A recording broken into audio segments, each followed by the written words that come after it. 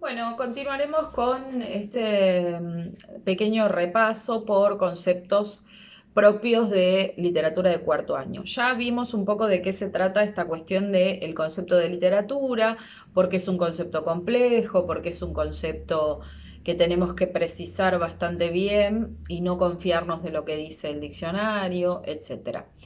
Vimos también, así un poco por encima, pero igual mencionamos que existe la literatura escrita y existe la literatura oral. Esto es importante que lo tengamos en cuenta, que sepamos que no siempre tenemos que asociar literatura con texto escrito, porque las primeras formas de la literatura y sobre todo las que se trabajan en cuarto año han sido de transmisión oral, esto que llamamos de circulación oral o de boca en boca. Y vimos un poco qué función del lenguaje aparece específicamente en la literatura, repasamos brevemente cuáles son las funciones del lenguaje y vimos que la intencionalidad cuando aparece la literatura es primero una expresión artística y siguiente a eso la intención de entretener a quien consuma la literatura. Bien, siguiendo con esta cuestión de hacernos preguntas en relación al concepto de literatura y demás cuestiones, tenemos que pensar en lo siguiente. Lo que tenemos que pensar es, ¿toda la literatura que existe y a la que nosotros podemos tener o no acceso es igual? Es decir, ¿yo puedo juntar indistintamente a toda la literatura existente o hay diferentes tipos? Es decir, hay como una posible clasificación interna de lo que es la literatura. Ustedes saben desde más o menos segundo o tercer año que existe algo que se llaman géneros literarios. Y ahí tenemos que ser bastante específicos y específicas cuando pensamos en los géneros. Porque a veces cuando los profes preguntamos, bueno, ¿qué géneros se acuerdan que existen? ¿Qué géneros creen que hay adentro de la literatura? A veces pasa que responden, bueno, existe el género de terror, por ejemplo, existe el género de ciencia ficción. Y alguien también puede decir, bueno, existe el género poético. Ahí, en esas respuestas, que son todas correctas en realidad, hay dos formas de entender la idea de géneros en literatura. Entonces, por eso es que yo me quiero tomar el tiempo de desmenuzar estos conceptos.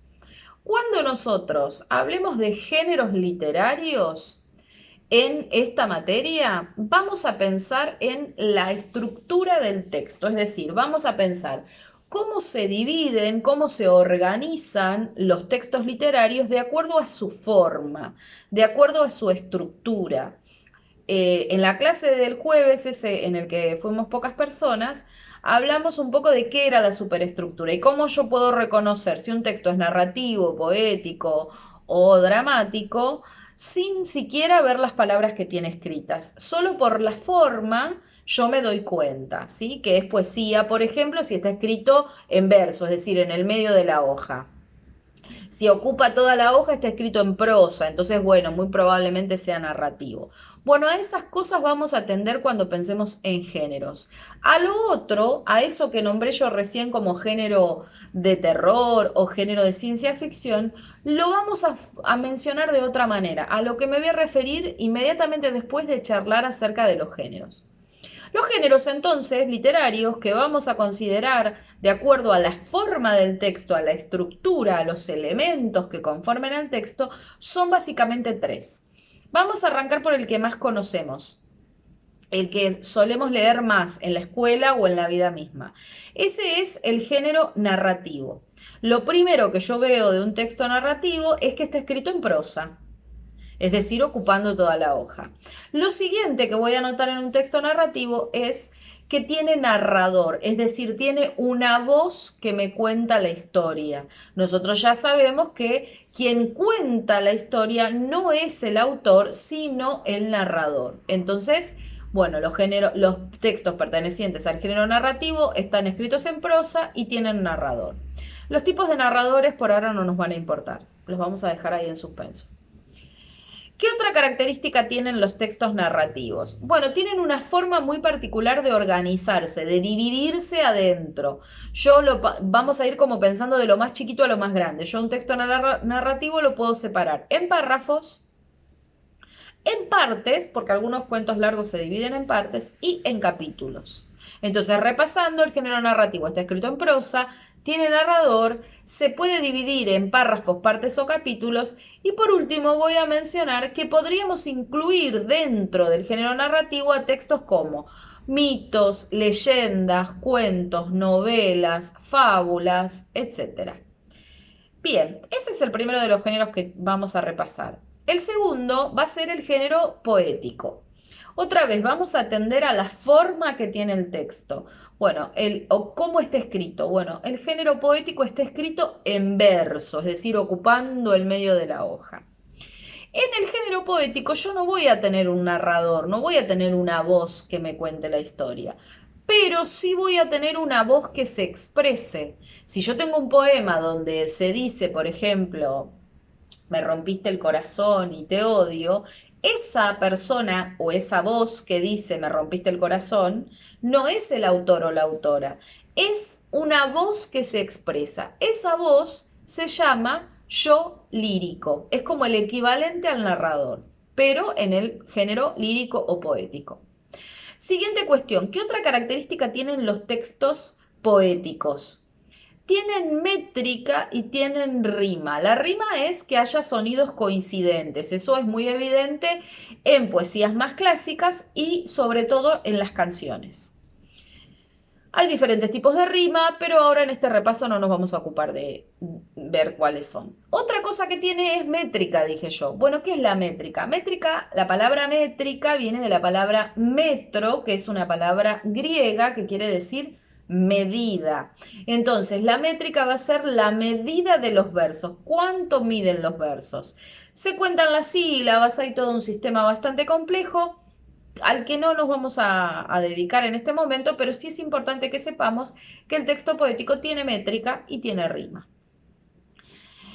¿Qué tipos de textos vamos a incluir adentro del texto poético? Bueno, vamos a incluir, por supuesto, poesías, canciones, himnos, odas, elegías, etc. No estoy hablando de recursos, es decir, no estoy diciendo qué recursos usa la poesía porque tampoco dije qué recursos usa la narrativa, pero si pensara en recursos podría decir que además la poesía usa metáforas, imágenes sensoriales, etc. Entonces, repasando el género poético, está escrito en verso, tiene métrica y rima, tiene yo lírico y se divide, eso no se los dije, se divide en lo más chiquito a lo más grande, versos, que sería cada una de las liñitas, y estrofas, que serían los grupos de liñitas. Último género que vamos a repasar y que existe, el género teatral o dramático. Muy importante en cuarto año porque es donde vemos dónde se origina el teatro en cuarto. Bien, características del género teatral. Primera característica, es un tipo de texto que no está escrito para ser leído, está escrito para ser actuado, está escrito para la puesta en escena. ¿Esto qué quiere decir? ¿Que yo no puedo leer teatro? Sí puedo leer teatro y lo voy a entender y de hecho es bastante entretenido leer teatro. Pero quien crea una obra de teatro no la crea para que nosotros la leamos, la crea para que alguien la actúe. Y entonces eso va a determinar todas las características que este tipo de texto tiene. Así que, primera característica del género teatral o dramático es que está escrito para ser representado. Segunda característica que deviene de la anterior es un tipo de texto que está conformado mayormente por diálogos. ¿Por qué? Porque los diálogos van a ser lo que los personajes se digan, lo que yo vea cuando vaya al teatro y vea a los actores en escena, lo que diga uno y el otro le responda van a ser los diálogos, es decir, los parlamentos. Entonces, la mayoría del texto va a ser diálogo.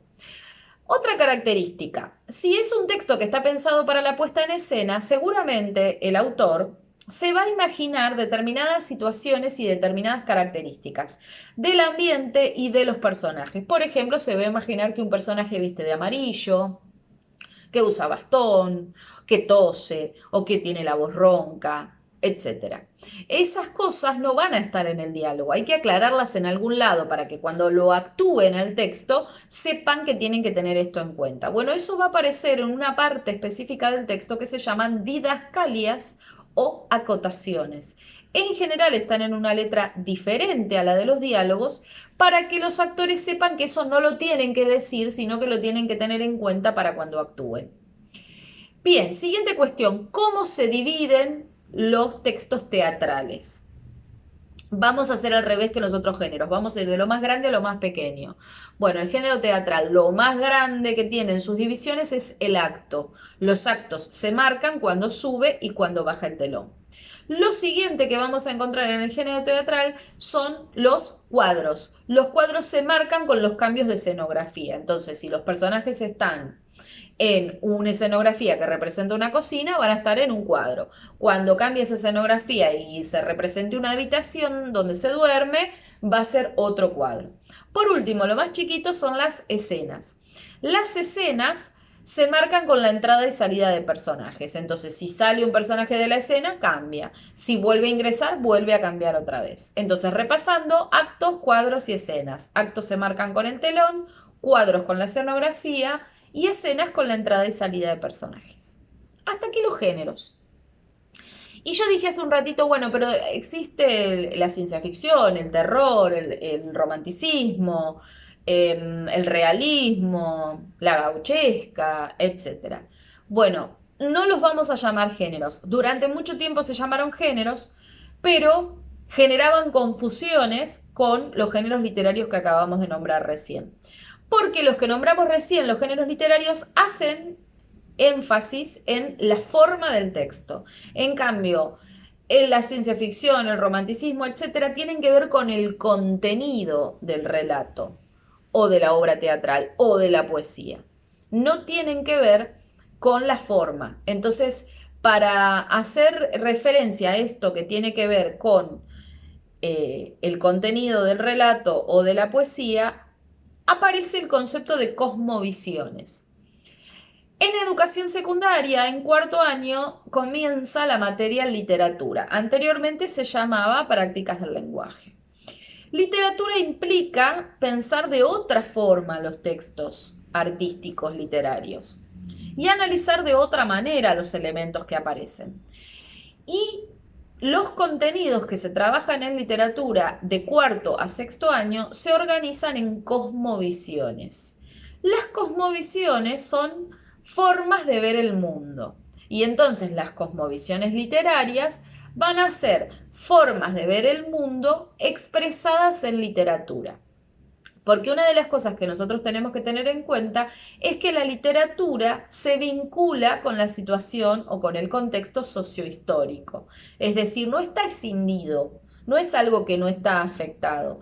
La literatura está afectada y afecta al contexto sociohistórico. Eso en las teorías literarias se llama serie social y serie literaria. Y se dice que esas series se vinculan y se relacionan entre sí. Entonces, atendiendo a esto es que aparece el concepto de cosmovisiones.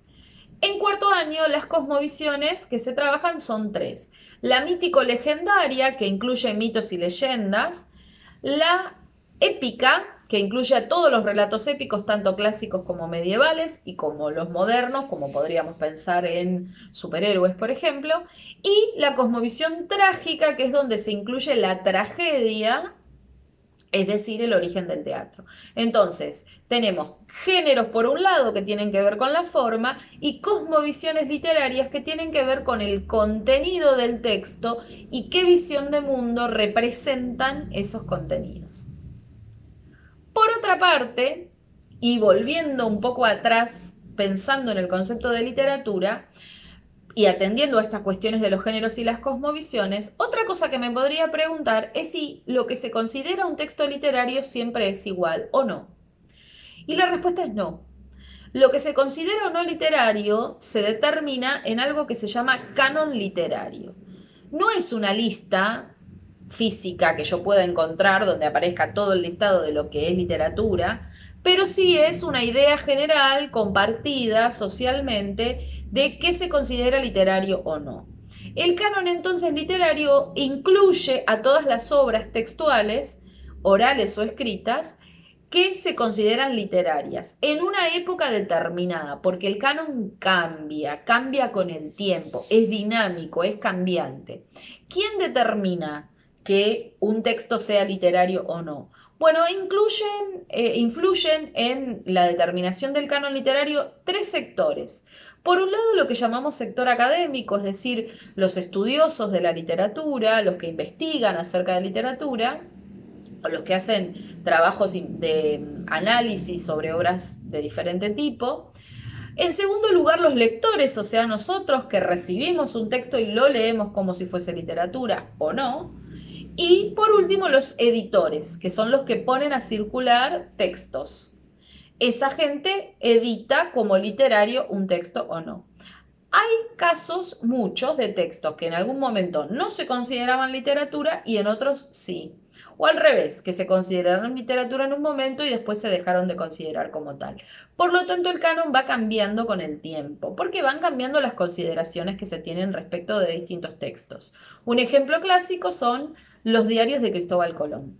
Los diarios de Cristóbal Colón, de su viaje desde Europa hacia lo que hoy es América, en un momento se consideraban textos históricos y después pasaron a ser considerados textos literarios, porque se entendió que ahí había una intencionalidad literaria, que se pueden leer como un entretenimiento, que se puede encontrar gestos artísticos en esos diarios y entonces se sacaron, digamos, del grupo de textos históricos y se incluyeron en el canon literario. Bien, entonces hemos repasado cuestiones propias y vinculadas a géneros y cada uno de ellos y sus características, cosmovisiones, qué son y cuáles pertenecen a cuarto año, y canon literario. Así que con esto tenemos como un primer repaso global de todo lo que tiene que ver con conceptos muy básicos, muy iniciales de lo que es literatura y de lo que se considera en cuarto año de educación secundaria.